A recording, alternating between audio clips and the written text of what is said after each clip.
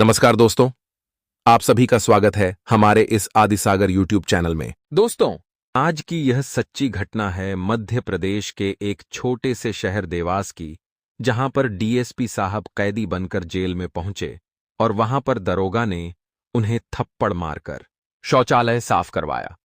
उसके बाद डीएसपी साहब ने जो किया उसे सुनकर आप भी हैरान हो जाएंगे, क्योंकि दोस्तों, यह घटना कोई साधारण घटना नहीं थी। इस घटना की शुरुआत होती है साहिल नाम के एक मुस्लिम बच्चे से। दोस्तों, जेल एक ऐसी जगह है जिसका नाम सुनकर अच्छे अच्छों के पसीने आ जाते हैं। साहिल एक चाय की टपरी पर चाय के गिलास धोने का काम करता था।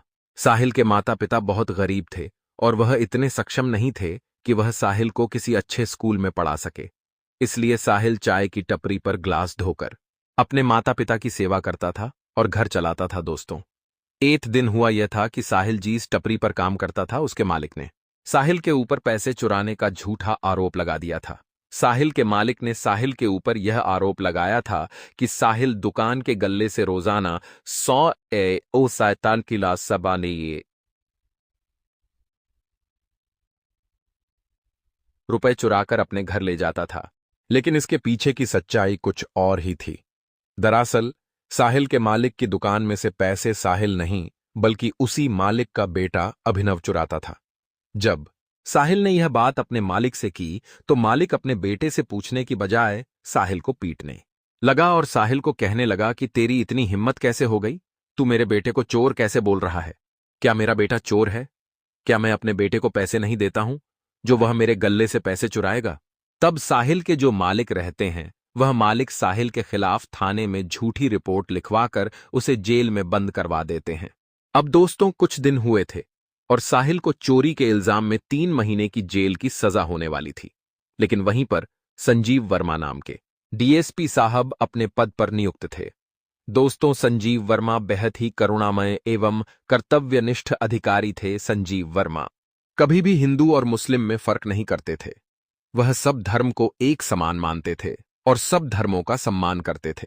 संजीव वर्मा नमाज पढ़ने मस्जिद में भी जाते थे और आरती करने मंदिर में भी जाते थे। दोस्तों, संजीव वर्मा का व्यवहार इतना अच्छा था कि उनसे सब लोग घबराते थे, उनकी इज्जत करते थे और उन्हें अपना भी मानते थे। अब दोस्तों, हुआ यह था कि जब उस थाने में साहिल को 3 महीने की जेल हुई तो संजीव वर्मा जो डीएसपी साहब थे वह साहिल से पूछते हैं कि तुम्हें यहां पर जेल क्यों हुई है? तब वह साहिल बताता है कि साहब, मुझ पर झूठा आरोप लगाया गया है। मुझ पर मेरे मालिक ने रोजाना ₹100 चुराने का आरोप लगाया है, जिसकी वजह से मुझे यहां पर जेल हुई है। अब डीएसपी साहब को यह तो नहीं पता था कि साहिल के ऊपर सच में झूठा आरोप लगा है या सच्चा आरोप लगा है। डीएसपी साहब अपने काम में व्यस्त हो जाते हैं और साहिल को थाने में से निकालकर बड़ी जेल में भेजा जाता है। अब दोस्तों, कुछ समय बीतते गए और साहिल जेल में बहुत परेशान था। रोजाना जेल में वह बहुत रोता था, अपने माता पिता को हमेशा याद करता था। अब दोस्तों, साहिल के माता पिता इतने सक्षम नहीं थे कि वह साहिल का केस लड़ पाते और साहिल की जमानत करवा पाते और साहिल को जेल से बाहर निकाल पाते, क्योंकि दोस्तों, साहिल अपने माता पिता का इकलौती औलाद था और घर में कमाने वाला केवल साहिल ही था।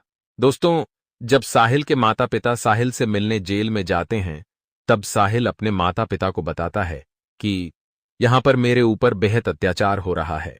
कुछ कैदी मुझसे रोजाना कपड़े धुलवाते हैं, मुझसे झाड़ू निकलवाते हैं, मुझे बेवजह मारते हैं, मेरा खाना छीन लेते हैं, मुझे चैन से नहीं जीने देते हैं। तब यह सुनकर साहिल के माता पिता बहुत रोते हैं और साहिल को कहते हैं कि बेटा, पता नहीं उस रब ने हमारे जीवन में कितने दुख लिखे हैं। अब दोस्तों, वह जो जेल थी वह साधारण जेल नहीं थी। उस जेल में बहुत गलत काम हो रहे थे। नए नए कैदियों के ऊपर अत्याचार हो रहे थे। मादक पदार्थों की तस्करी हो रही थी। सभी कैदी अपनी अपनी गैंग बनाकर रहते थे और छोटे असहाय अकेले लोगों को देखकर उनके ऊपर भड़ास निकालते थे, उनके साथ मारपीट करते थे। दोस्तों, जेल की ऐसी ही जिंदगी होती है। अब जब यह सब कुछ साहिल के माता पिता ने साहिल से सुना तब साहिल के माता पिता उस थाने में जाकर बोलते हैं कि साहब, मेरे बेटे के ऊपर जेल में बहुत अत्याचार हो रहे हैं। मेरे बेटे को मारा जा रहा है, मेरे बेटे को खाना नहीं दिया जा रहा है, वहां पर हिंदू और मुस्लिम का भेदभाव किया जा रहा है। तब साहिल के माता पिता जिस दरोगा के सामने यह सब बोल रहे थे, वह दरोगा उनके माता पिता को धक्के मारकर थाने से बाहर निकाल देता है और वह दरोगा बोलता है कि तुमने अपने बेटे को क्या शिक्षा दी है? पैसे चुराने की जिस थाली में खाए उसी में छेद करने की, जाओ यहां से और आज के बाद यहां पर आना मत। जब 3 महीने बाद तुम्हारा बेटा जेल से छूटकर आएगा तब उसे जेल में ही लेने चले जाना। अब दोस्तों, वहां पर जब दरोगा ने साहिल के माता पिता का अपमान किया तो साहिल के माता पिता घर आकर बेहद रोए। दूसरे दिन जब साहिल के माता पिता थाने गए तो वहां पर डीएसपी साहब बैठे थे। जब साहिल के माता पिता ने डीएसपी साहब को यह सब घटना बताई तो डीएसपी साहब ने कहा कि ठीक है, मैं आज शाम को जेल जाता हूं और वहां पर जाकर देखता हूं कि तुम्हारे बेटे के साथ किन लोगों ने अत्याचार किया है और कौन लोग तुम्हारे बेटे के साथ जबरदस्ती कर रहे हैं, परेशान कर रहे हैं। अब दोस्तों, साहिल के माता पिता डीएसपी साहब के सामने हाथ जोड़कर और यह सब घटना बताकर चले जाते हैं। अब होता यह है कि शाम के वक्त जब डीएसपी साहब उस गरीब मासूम बच्चे की सहायता करने के लिए जेल के दरवाजे पर जाते हैं और जब वह साहिल से पूछताछ करते हैं तो साहिल घबराया हुआ था और साहिल किसी का भी नाम नहीं बताता है, क्योंकि दोस्तों साहिल को उस जेल में ही रहना था। अगर साहिल गलती से भी उन कैदियों का नाम बता देता जो साहिल को परेशान कर रहे थे तो वो कैदी और साहिल का जीना हराम करते थे, क्योंकि दोस्तों जेल के अंदर ऐसा होता है कि कैदियों का आपस में लड़ना माफ होता है। कैदी अगर आपस में कुछ भी करे तो पुलिस वाले बस थोड़ा सा डांट फटकार के उन्हें अलग कर देते हैं। लेकिन दोस्तों अब साहिल डीएसपी साहब से कुछ भी बातें नहीं बताता है। अब डीएसपी साहब को उस लड़के के लिए बुरा जरूर लग रहा था, क्योंकि डीएसपी साहब हमेशा सबके प्रति दया भावना से देखते थे।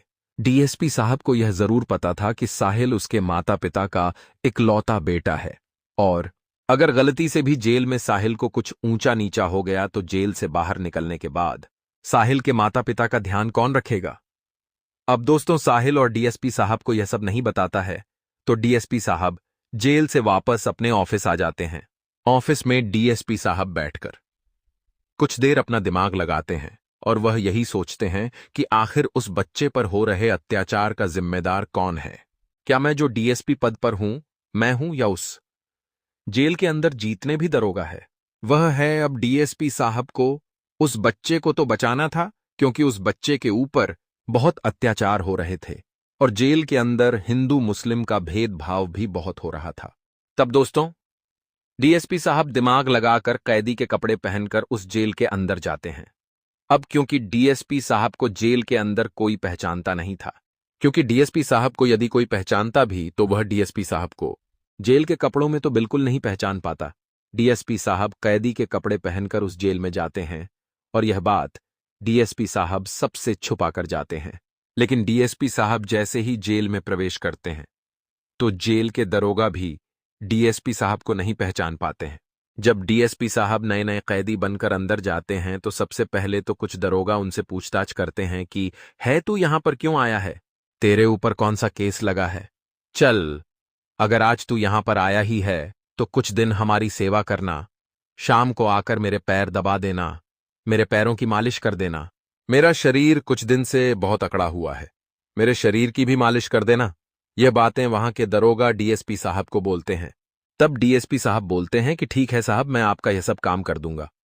अब डीएसपी साहब जेल में साहिल के पास जाते हैं और वह साहिल से दोस्ती करते हैं और साहिल के साथ जेल में घूमते हैं। तब वहां पर बहुत सारे कैदी साहिल को परेशान करते हुए दिखाई दे रहे थे। कुछ कैदी तो डीएसपी साहब को भी परेशान करने लग गए थे, डीएसपी साहब के साथ मारपीट करने लग गए थे, क्योंकि दोस्तों जेल का ऐसा दृश्य था कि अगर वहां पर कोई भी कैदी आता नया तो उस नए कैदी के साथ बहुत बुरे तरीके से वहां के पुराने कैदी पेश आते और दादागिरी चलाते हैं। दोस्तों डीएसपी साहब कैदी बनकर इसलिए भी आए थे क्योंकि उन्हें खबर मिली थी कि जेल में कुछ गलत काम हो रहा है और उनके साथ जेल के जीतने भी अधिकारी है, जेल में जीतने भी दरोगा है, वह सब मिले हुए हैं, क्योंकि ऊपर से लेकर नीचे तक पैसों का वितरण होता था, पैसा बांटा जाता था, जिस वजह से जेल में दिन पर दिन अपराध बढ़ते जा रहे थे। कभी कोई कैदी किसी का सिर फोड़ देता, कभी कोई कैदी किसी को घसीट घसीट कर मारता, कभी कोई कैदी किसी पर अत्याचार करता। यह सब घटना दिन पर दिन जेल में बढ़ती जा रही थी तो इस मकसद से भी डीएसपी साहब कैदी बनकर जेल में पहुंचते हैं।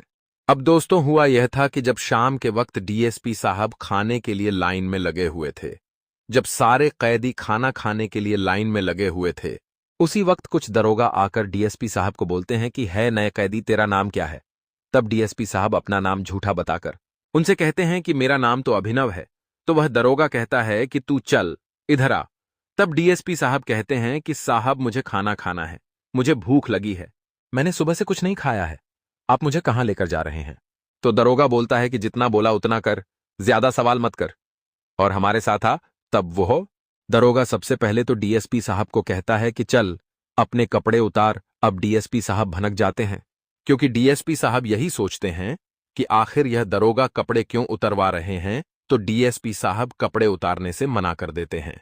तब पीछे से एक दरोगा आकर डीएसपी साहब को थप्पड़ मार देता है और कहता है कि तू ज्यादा मुंह चला रहा है, तुझे जितना बोला उतना कर। तो डीएसपी साहब नहीं करते हैं। फिर एक दरोगा आकर डीएसपी साहब कहता है कि जा हमारे इधर की शौचालय की सफाई करके आ। अब डीएसपी साहब यह करने से भी मना कर देते हैं। तो वह दरोगा डीएसपी साहब को लाठियों से पीटने लग जाते हैं। जब डीएसपी साहब को लाठियों से पिट रहे थे तो लाठियों से पीटने के बाद डीएसपी साहब को वह वापस उस खाने की लाइन में छोड़कर आ जाते हैं जहां पर खाना बट रहा था। तब साहिल उनसे पूछता है कि भैया आपके साथ इन लोगों ने क्या किया। तब डीएसपी साहब बोलते हैं कि कुछ नहीं भाई, बस मुझे इन लोगों ने साइड में ले जाकर मारा और वापस यहां लाकर छोड़ दिया। तब साहिल बोलता है कि साहब जब मैं भी इस जेल में नया नया आया था तब मेरे साथ भी इसी तरह का बर्ताव हुआ था, मुझे तो कैदियों ने भी मारा था, मुझे कैदी भी परेशान करते थे, और यहां पर यह जीतने भी पुलिस वाले थे, इन्होंने भी मुझे बहुत मारा था। अब यह सब सुनकर डीएसपी साहब का खून और खोलता है, क्योंकि दोस्तों इस जेल में ऐसा हो रहा था कि जो लोग गलत कर रहे थे उनके साथ पुलिस वाले कुछ नहीं करते, उन्हें और छूट देते, उन्हें और बढ़ावा देते। लेकिन जो सीधे साधे साधारण लोग थे उनके ऊपर जेल के जीतने भी दरोगा थे, वह बेहद बुरा बर्ताव करते, अत्याचार करते, उनके ऊपर तरह तरह के परीक्षण करते। अब जब डीएसपी साहब ने जेल की यह हालत देखी तब डीएसपी साहब मन ही मन बहुत उदास हुए, क्योंकि दोस्तों जेल में सिर्फ जरूरी नहीं कि आपराधिक लोग ही थे, उस जेल के अंदर कुछ लोग ऐसे भी थे जिनके ऊपर झूठे केस लगाए गए, जो झूठे केस में कई सालों से जेल में सड़ रहे थे, और वह इसलिए सड़ रहे थे क्योंकि उनका परिवार इतना सक्षम नहीं था कि वह केस लड़ सके। दोस्तों आज भी भारत के जेल में ना जाने कितने लोग हैं जो बेकसूर हैं, जिनके ऊपर गलत इल्जाम लगाए गए लेकिन उसके बावजूद भी उनको सजा मिल रही है, और जीतने भी अपराधी थे। जो सच साबित हुए थे वह बाहर ही घूम रहे हैं। हमारे देश की कानून व्यवस्था आज भी इतनी कच्ची है कि कभी भी बिना निष्पक्ष जांच किए कई बार सही लोगों को जेल हो जाती है और बुरे लोग बाहर घूमते हैं।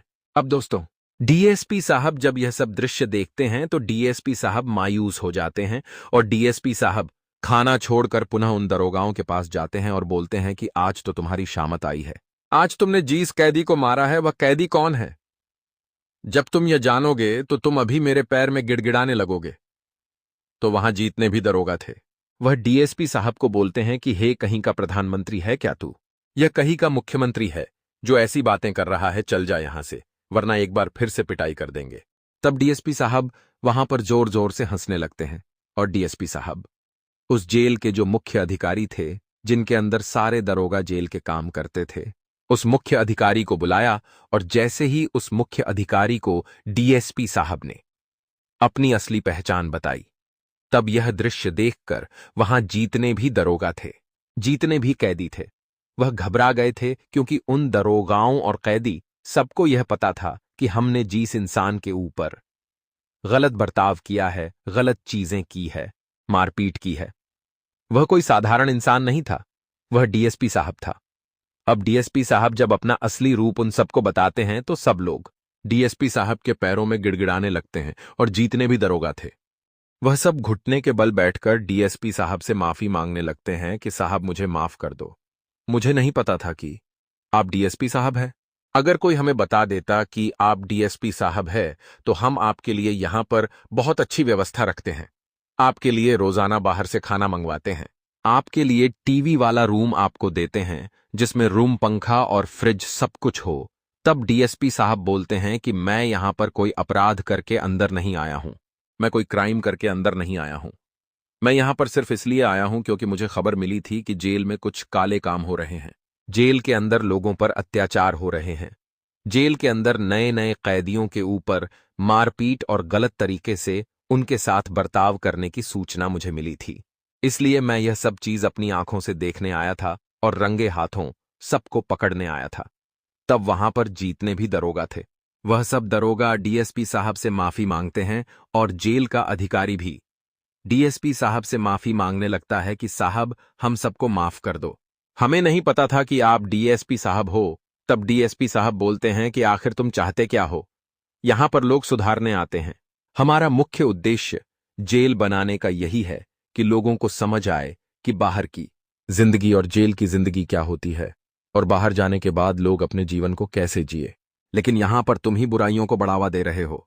जेल में सारे कैदियों के साथ बुरा बर्ताव कर रहे हो और कैदी भी कुछ बुरा कर रहे हैं तो उन्हें रोकने के बजाय उन्हें भी बढ़ावा दे रहे हो। क्या इस तरह से तुम हमारे देश का आपराधिक प्रतिशत कम करोगे? क्या इस तरह हमारा देश महान बनेगा? क्या इस तरह हमारा देश सुधरेगा? अब दोस्तों, यहां पर डीएसपी साहब यही कहते हैं कि क्या तुम्हें पता है कि इस जेल में कितने ऐसे लोग हैं जो बेवजह झूठे आरोपों में बंद हैं? अगर तुम उनके साथ भी ऐसा ही बर्ताव करोगे तो फिर वह लोग बाहर जाकर क्या कहेंगे लोगों से? क्या करेंगे वह बाहर जाकर? तब सारे दारोगा एसपी साहब से माफी मांगते हैं और दरोगा साहब उस जेल में जीतने भी अधिकारी थे। डीएसपी साहब उन दरोगा को निलंबित करवा देते हैं। जेल के अधिकारियों को भी निलंबित करवा देते हैं, क्योंकि उस जेल के अंदर का माहौल खराब करने वाले कैदी नहीं, बल्कि वह सभी दरोगा थे जो बुरे कामों को बढ़ावा दे रहे थे, बुरे कामों को सपोर्ट कर रहे थे। दोस्तों, अब डीएसपी साहब के साथ जो साहिल था, वह साहिल डीएसपी साहब को सलाम करने लगता है कि साहब अगर आप आज जेल में नहीं आते तो पता नहीं मेरे जैसे मासूम और सीधे कैदियों की क्या हालत होती, क्योंकि डीएसपी साहब को यह तो पता था कि साहिल गुनहगार नहीं है। साहिल को झूठे आरोपों में फंसाया गया है, क्योंकि जब डीएसपी साहब जेल के अंदर कैदी बनकर आ रहे थे, तब डीएसपी साहब उस चाय की टपरी के मालिक के बेटे अभिनव से मिलकर आ रहे थे और अभिनव ने यह सच्चाई भी बता दी थी कि पिताजी के गल्ले से पैसे साहिल नहीं बल्कि मैं चुराता था, क्योंकि मुझे गेम खेलने की लत लग गई थी और उस गेम में मैं रोजाना ₹100 लगाकर गेम खेलता था।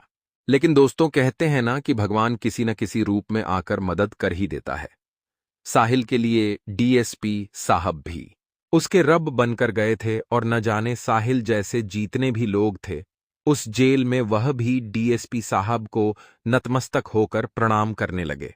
अब दोस्त, आप यही सोच रहे होंगे कि जब जेल में बहुत सारे सरल और बिना अपराध के कैदी है तो डीएसपी साहब उनको रिहा क्यों नहीं करवाते? दोस्तों, ऐसा बहुत मुश्किल है, क्योंकि उन लोगों के खिलाफ जो सबूत चाहिए रहते हैं, कई बार वह सबूत नहीं मिल पाते हैं, जिसकी वजह से ऐसे लोगों को बिना किसी क्राइम के जेल में रहना पड़ता है। अब दोस्तों, इस घटना के बाद पूरे शहर में इस घटना की चर्चा हुई। आप कमेंट बॉक्स में हमें अवश्य बताएं कि आपको यह घटना कैसी लगी। और दोस्तों, इस घटना के बाद उस जेल में कुछ भी गलत काम नहीं हुआ। सारे कैदी व्यवस्थित रहने लगे और डीएसपी साहब सारे कैदियों को यह भी धमकी देकर आए थे कि अगर मुझे पता चला कि इस जेल में कुछ गलत काम हो रहा है तो मैं उन्हें ऐसी सजा दूंगा जो सजा उन्होंने सपने में भी नहीं सोची होगी। तो दोस्तों, इस सच्ची घटना की समाप्ति यहीं पर होती है। अगर यह घटना आपको अच्छी लगी हो तो हमारी इस वीडियो को लाइक कर दीजिएगा और कमेंट बॉक्स में हमें अवश्य बताएगा